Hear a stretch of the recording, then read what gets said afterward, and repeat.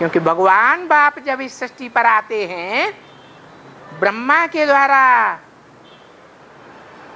मुरली चलाते हैं, वेदवाणी सुनाते हैं, तो वो भगवान का रूप नहीं है ब्रह्मा।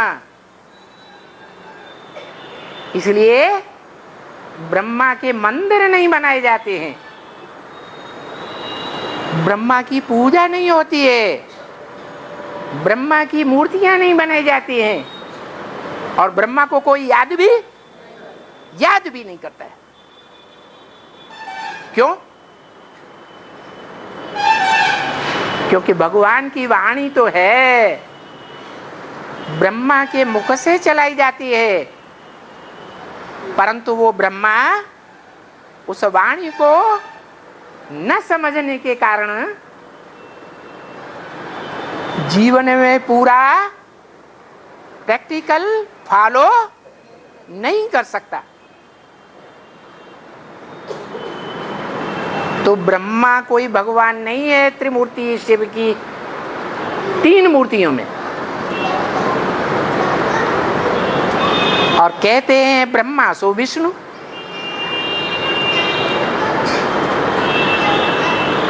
ब्रह्मा की नाभि से विष्णु निकला, विष्णु की नाभि से ब्रह्मा निकला, वो तो दोनों एक हो गए। तो विष्णु भी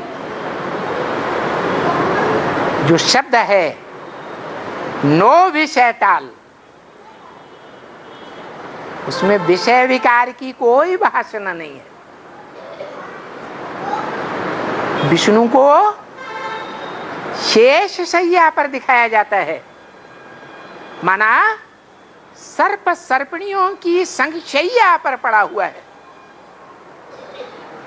लेकिन उन सर्प सर्पणियों के विष का प्रभाव उस विष्णु को होता है, नहीं होता है। तो साबित होता है कि भगवान ऐसी रचना आकर के रचते हैं। लक्ष्मी नारायण का कंबाइंड रूप विष्णु, जिसे 4 भुजाएं दी जाती हैं और उसमें विषय विकारों का नाम निशान भी नहीं होता। इंद्रियां 100% निर्विष बन जाती हैं। उसके संग के रंग में आकर के जो अपवित्र आत्माएं हैं वो भी पावन बन जाती हैं। तो देखो भगवान क्या से क्या बनाते हैं और मनुष्य क्या बनाए देते हैं। मनुष्य गुरुओं ने इस सृष्टि में आकर के सारे मनुष्य मात्रों को विषयी विकारी व्यभिचारी बना दिया, और भगवान आकर के निर्विकारी देवता बनाते, नर को नारायण जैसा देवता बनाते। तो ये राजधानी जो निर्विकारी राजधानी है देवताओं की, वो कैसे प्राप्त की? ब्रह्मा ने तो वेदवाणी सुनाई, परंतु वेदवाणी का असर ब्रह्मा के ऊपर ही नहीं हुआ। क्या ब्रह्मा जो दाढ़ी मूछ वाला विकारी दिखाया जाता है, वो मृत्यु पर्यंत विकारी ही बना रहा या निर्विकारी देवता बन गया? शरीर रहते रहते हैं विकारी ही बना। तब फिर इस निर्विकारी दुनिया की रचना कौन से साकार रचयिता के द्वारा होती है? भगवान तो निराकार है। निराकार भगवान क्या निराकारी दुनिया रचेगा? अरे भगवान तो आकर के देवताओं की साकारी स्वर्ग की सृष्टि रचता है। जिस स्वर्ग की मान्यता मुसलमानों में भी है, वो उसे जन्नत कहते हैं, क्रिश्चियंस में भी मान्यता है, वो उसे पैराडाइज कहते हैं। तो देखो, और धर्म वाले भी भगवान की रचना को जानते हैं,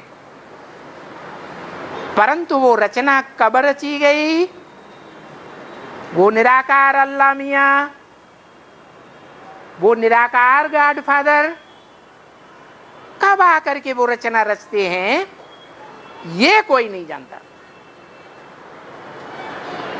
कि सारी बातों का तंत्र भगवान बाप ही आकर के विस्तार में सिखाते हैं। और देवताओं की संपूर्ण राजधानी स्थापन करते हैं। और तो कोई मनुष्य जानते ही नहीं जो इस राज को समझा दें, क्योंकि कोई भी राजयोग नहीं सिखा सकते। राजयोग की पढ़ाई सिर्फ गीता ज्ञान के द्वारा ही सिखाई जाती। सिखाने वाला स्वयं भगवान है। बहु भगवान निराकार होते हुए भी साकार मनुष्य तन के द्वारा उस पढ़ाई को पूर्ण रूप से पढ़ाता है। वेदों की पढ़ाई कहो, मुरलियों की संपूर्ण जानकारी कहो, वो भगवान ही टीचर के रूप में जब आता है, इस मनुष्य सृष्टि के आदि पुरुष में तो परम पिता शिव कहा जाता है।